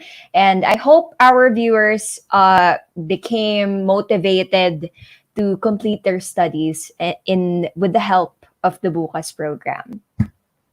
And now we are going to move on to the question and answer portion of our webinar for this afternoon. So I would like to welcome back Captain Enrile, Chief Engineer Havok, and Dean Captain Ternida for the questions that are going to be addressed to them, as well as the Director of Admissions, Sir Josh, and once again from the Bukas, Miss Ayana. Hi, good morning po ulit. For later na lang po pala ang ating admissions and of course ang Bukas. And now we are going to ask questions to these esteemed individuals coming from our viewers. And our first question is from Rovik Apor. Kindly flash the question. So for our speakers, the question is, paano po yung mga simulators like ship handling and navigation? Are we allowed to go to the campus po ba? Okay. Go on, Dean Ternida. Okay, of course. First of all, gusto ko munang sabihin, ano ba yung purpose ng simulators? Ang simulators, ito yung isang equipment para madala natin yung estudyante natin sa working environment sa barko. Okay. So ngayon, since because of the effect of the pandemic, we cannot be able to bring the student on site. Anong ginagawa natin para maibigay sa estudyante ang nararapat na ibigay na competence sa pamamagitan ng simulator? Ang CIMET ay naghanda sa ganitong pagkakataon. Ang ginawa namin, nagkaroon kami ng mga video how this simulators is being used, operational use ng simulator para ma-attain yung isang competence. Halimbawa, paano ba kukunin yung position ng barko using simulator? Of course, doon sa aming mga video, sinasabi doon, ano ba yung mga step? Una, kukunin natin yung bearing ng isang isla or any landmark. Then kukunin natin sa distansya, ituturo namin sa simulator. Paano ba kinukuha yung distansya sa pamamagitan ng simulator? So ibig sabihin, without actually going on site using simulator, kung anong nararapat na competence na ma-address without the simulator, ginawa na ng CIMET kung paano ma-deliver yung actual gagawin natin sa barko. Yun lang po. So, meaning to say, the simulator is just an equipment and we have already make a procedure kung paano gagamitin ang simulator doon sa since we have a blackboard, elaborate, we can show the actual procedure doon sa sinasabi nating blackboard. Okay, so that is my answer for that question. Thank you for that, Dean Ternida. And another question, kahit sino po sa inyo pwedeng sumagot. What characteristics are ideal for those who want to venture into the maritime industry?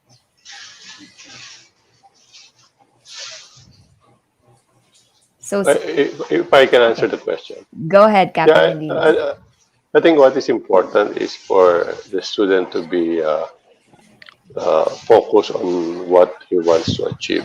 No?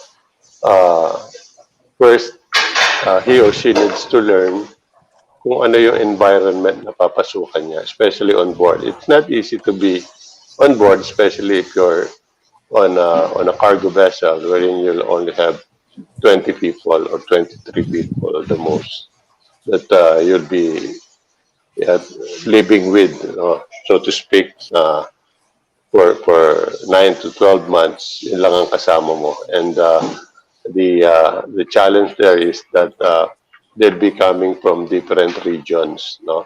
So what is important is you need to know how to adjust, no? You need to know how to work with other people. And what I would always tell my crew before they go on board is you have to learn to like what you don't like. Kasi kasi ang sinasabi ko, pag yung isang tao, may mga karakteristik yan eh. Halimbawa, yung kung tumawa siya, malakas. Or kung yung ngumiti siya, parang nakaka-insulto. But that is the norm of that person eh. Pero kung ikaw, hindi mo kayang i-adjust, talo ka. Kasi ikaw yung may stress, ikaw yung sasama ang araw.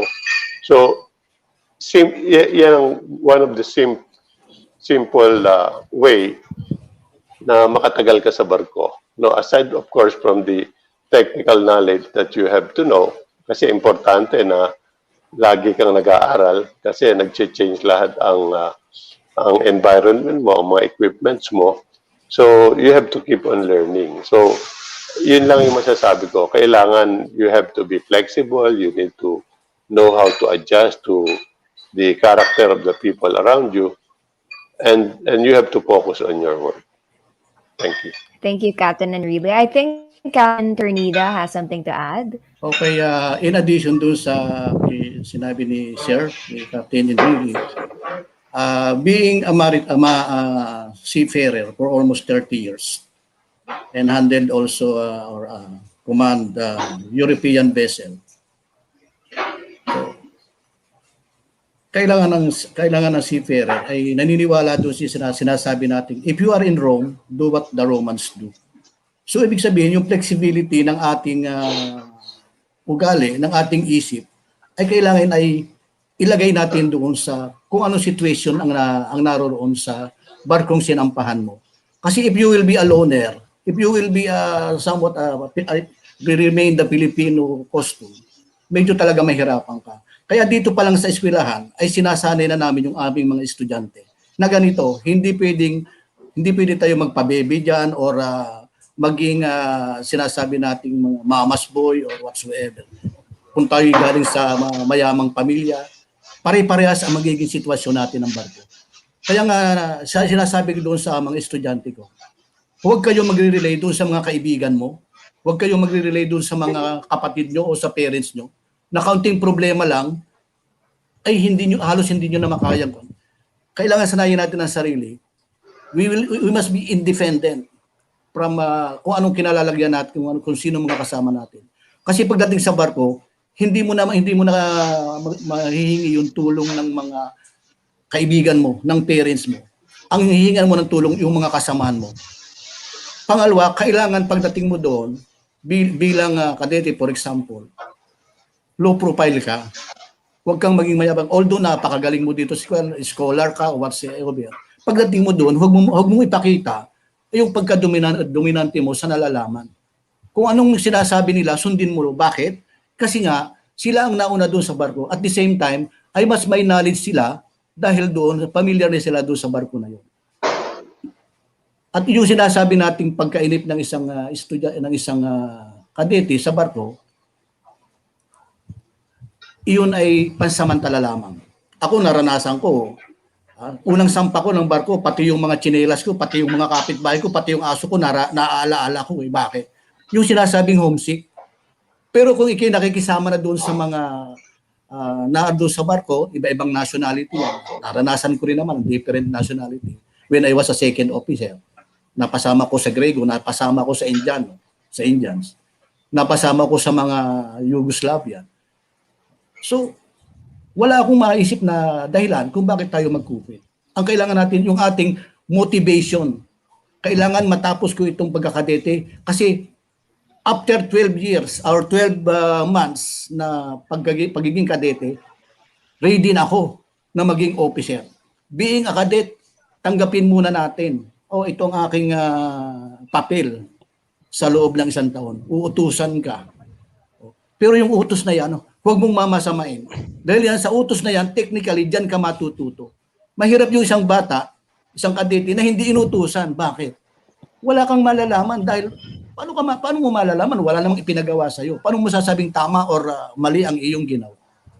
Then after sinasabing 12 months, andito ka na.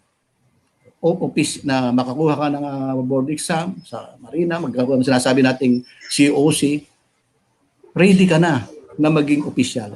That's the time na ipakikita mo ang iyong kakayahan. At because, sabi nga natin, kung ikay talagang matalino at marami kang nalaman sa pagtitraining mo, dyan mo pakikita at dyan kahangaan noong kapitan at noong mga kasamahan mo o mga superior mo. At that's the time na magsisimula na yung mga promotion mo sa barko. Yan ang encouragement ko lagi sa ating mga estudyante. Thank you very much. Thank you for that, Captain Ternida. And I would just like to share, isa po yun sa psikolohiyo ng Pilipino, no? Pakikisama. Yes. Pakikisama based from what you have explained, and adaptability based from what Captain Enrile has shared. And this next question, we can adjust this to Dean again, I guess.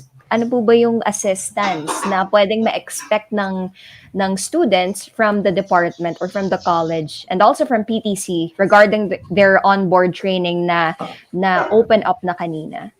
Okay.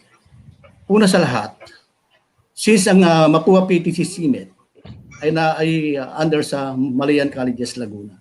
So kung anong mga nararanasan ng mga benefits ng nasa MCL, yun din ang mararanasan ng estudyante ng Mapúa-PTC CMET.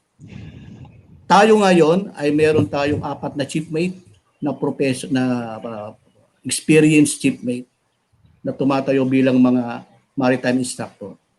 So, naipangako ko sa pamamagitan ng mga experience nila sa pagbabarko, lahat na kailangang maituro at ma-guide ang estudyante ay maibibigay namin. At tungkol naman doon sa shipboard training, since naandyan nga ang isa sa pinakamalaking manning agency na sa Pilipinas, ang PTC, naipangako namin na once na matapos mo ang classroom instruction na sinasabi, andyan ang PTC na sasalo at tutulong kung paano mapadali ang iyong pagpunta sa iyong shipboard training. I think Chief Engineer Habok can partly explain how PTC will support our cadets. Thank you very much. Okay, go ahead, Chief Habok.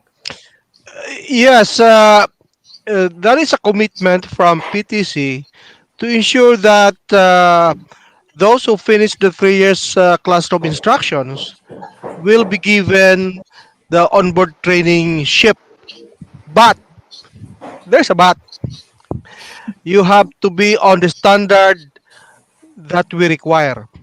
It is understood that once you finish the 3 years academic requirement at CMET, understood 100% is capable of passing any evaluation processes sa PTC or any other company. Okay? So, if ever they will not pass any evaluation, then we will assist. CMET will assist, PTC will assist to ensure any gap will be properly addressed. And also, we have to ensure all the training requirements as required by the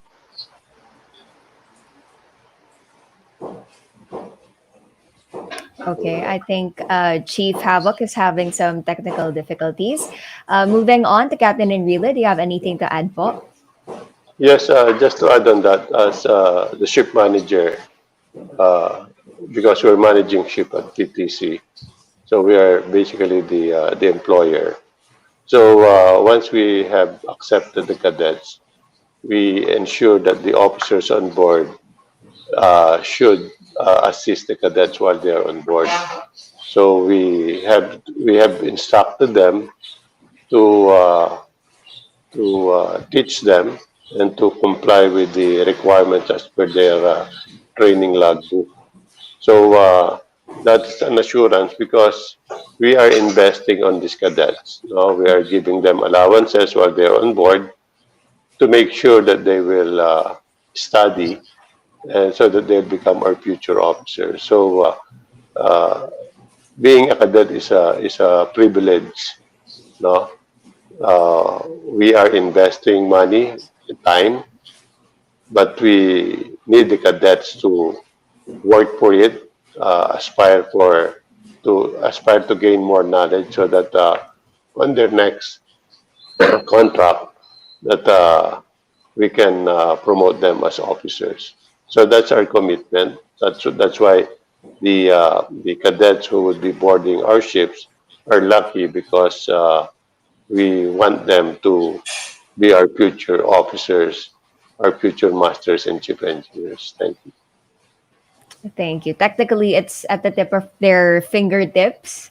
Kailangan na lang nila ng motivation at ng hard work para makasampa sa onboard training. And Sir Captain Dean Ternida, since you've mentioned a while ago the transition that you've made regarding the question about simulation, ang tanong ko naman po, ito I was actually wondering if we were to go back to the face-to-face classes, pwede niyo po bang i-share sa ating mga viewers ano yung mga facilities na available on campus para makatulong sa pag-improve ng mga maritime students? When we have sa mga simulators natin, we have the bridge simulator and the GMP simulator. And of course, when it comes to the marine engineering, we have the marine engineering, marine engine simulator. So yun mga ginagamit na it's just like to mimic the working environment, same as like what we are working on the ship. That is the purpose of the simulator. Okay. Thank you for that, Dean Captain Ternida. And I think Chief Engineer Habok is having a hard time with his internet connection. So do you have any final message? Okay, go ahead, Dean Ternida. Okay, I just want to emphasize yung kaibahan ng Mapúa-PTC College of Maritime Education. Doon sa sinasabing the only maritime school in Asia that is accredited by the Belgian Maritime Inspectorate. Maraming beses na or maraming pagkakataon na ang Pilipinas ay nanganganib na hindi masama sa whitelist. We have to accept that. Medyo nahirapan ang ating mga concerned person or party na may pakita sa EMSA ng Pilipinas ay talagang nararapat na mapasama sa whitelist. At yan ay under Marina and Nanchen. In case na mangyayari ito, ano na ang mangyayari sa mga sa Pilipino na hindi accredited na nag-aral sa hindi accredited ng isang bansang nasa European. So ibig sabihin, ang ating mga seafarer ay hindi na pwedeng mag-enter or ma-employ doon sa mga barkong under ng European. Ano kaibahan ng Mapúa-PTC? Since tayo ay accredited ng BMI, ang gagamitin natin ngayong COC ay yung sa Belgian. Kaya nga, nire-required namin ngayon na ang mga graduates ng Mapúa-PTC College of Maritime Education ay makapag-apply ng Belgian Certificate of Competency para in case, aside for having the Marina COC, meron tayong Belgian COC na kung sakali nga ay ma-delist ang Pilipinas sa whitelist, andito pa tayo at pwede pa rin tayong magtrabaho sa mga barko under the European country. So thank you very much for that. Thank you for that, Dean Captain Ternida. And any final message, Captain Enrile? Yes, I hope that the viewers have learned a lot about the maritime industry. the importance of the global maritime professionals in running the ships, which 90% of the cargo are being shipped through our vessels. So I would like to encourage all the viewers, especially the senior high school students, to think about it. If they want to enter the maritime industry, I would believe that having the right education through Malayan Colleges Laguna, through the program of the Mapúa-PTC College of Maritime Education, that they'll be properly equipped when they go on board. So we have provided you with all the insights, and I think what is important here is for your decision and your dedication to be educated the way MCL wants them to be educated. Because as I would like to repeat that at PTC, we want to move the world in more ways than one. So be part of the PTC family and the MCL. Thank you very much. Thank you, Captain Enrile. And I think Chief Engineer Hapok's internet connection is back online. So we would like to welcome him back for his final message. Chief Engineer Hapok? Yes. Yeah. Hi, sir. Hey, I'm back. Yes, you're back. Well, sir, we would like to hear your final message to our viewers since medyo na-miss ka po namin. Well, sa akin naman, sorry.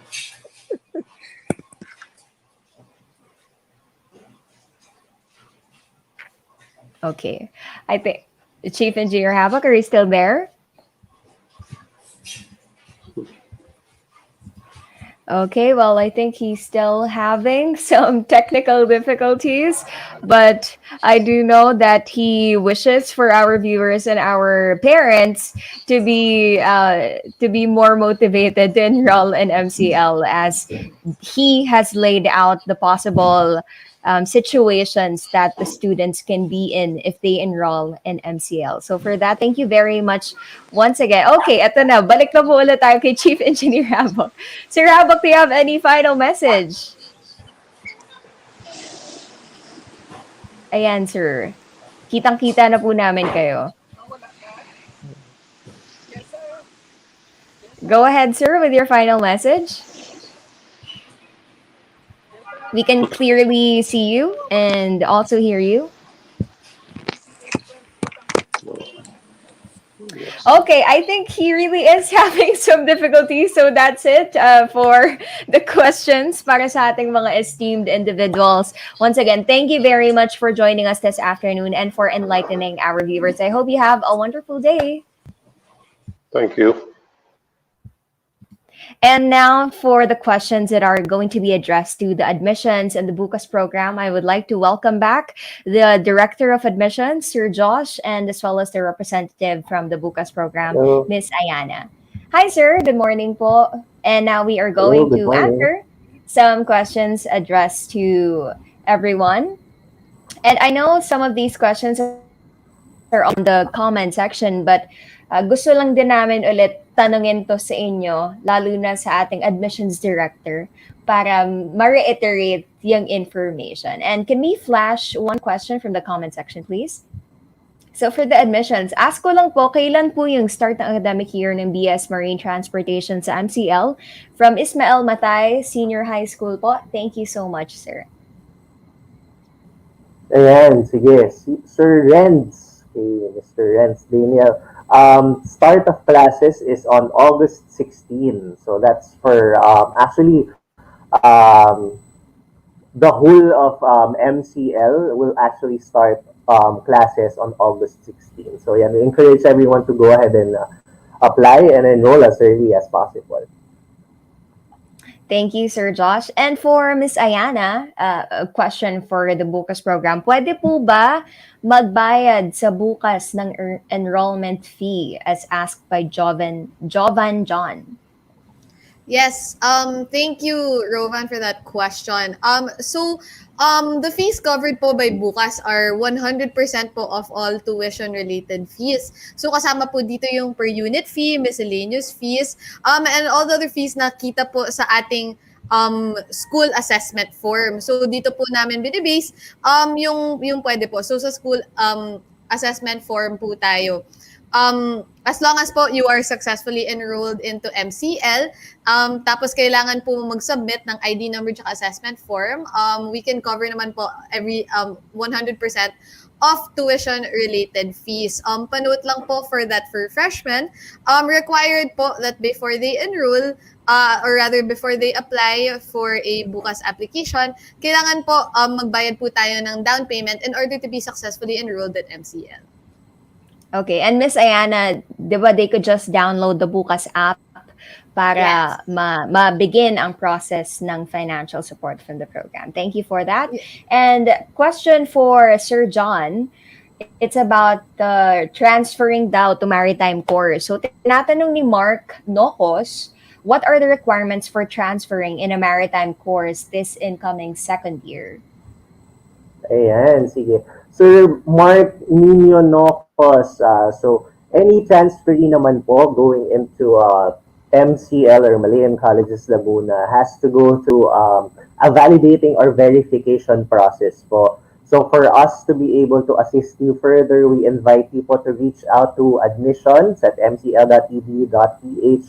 We can guide you po on the process and also provide you with the different requirements in terms of the things that you will need to submit to us para ma-verify po namin ang inyong previous education and also the things that you have actually taken or courses that you have taken from your previous school. So we will also be taking those into consideration po, particularly if you're transferring into MCL po. So yun po, we're flashing the admissions helplines on the screen right now. So please take note of the email address again that I have mentioned earlier, admissions@mcl.edu.ph, or you can also reach out to any of our enrollment advisors po if you need any assistance. But in terms of the transferees, yes, we have a list of requirements. So you'll be sending that to you as soon as we get a copy of your email address para we can guide you.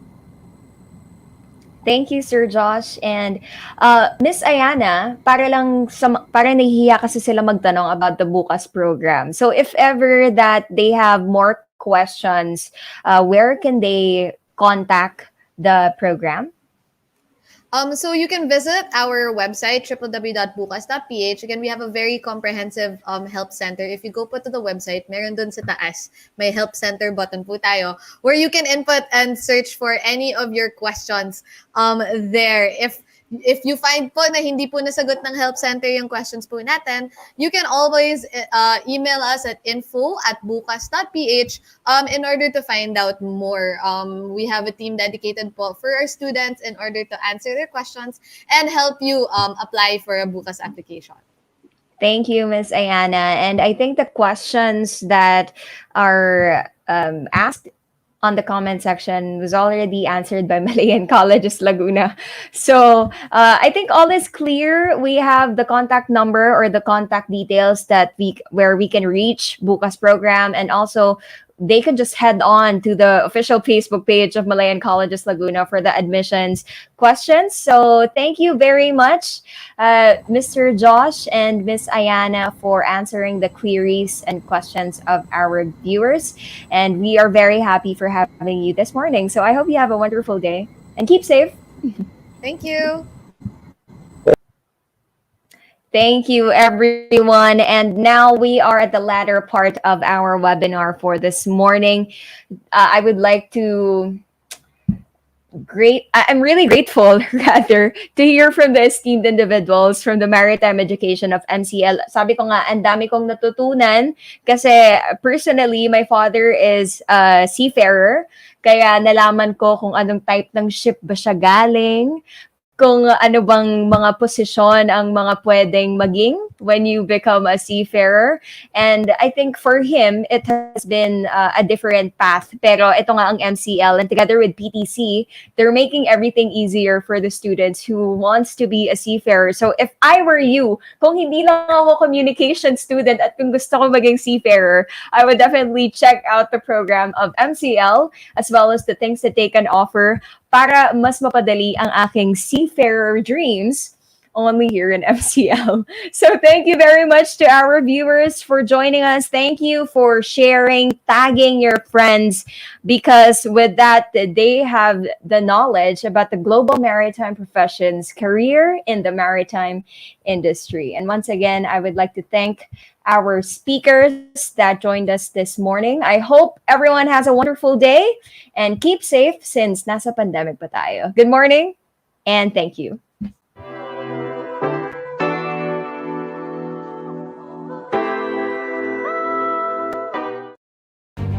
At PTC, we invest in setting potential in motion and believe this can be done in more ways than one, beginning and ending with our people. People who are driven to build on our legacy, to move minds, to move compassion, to move assets, to move ideas, to move power, and to move experiences,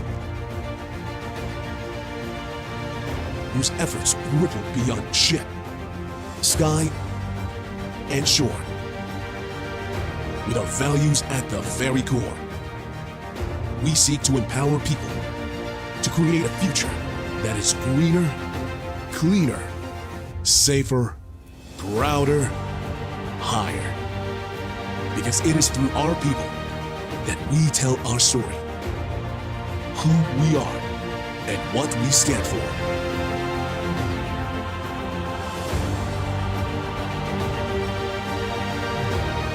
With a mission to serve, a passion to move the world in more ways than one. We are the PTC Group.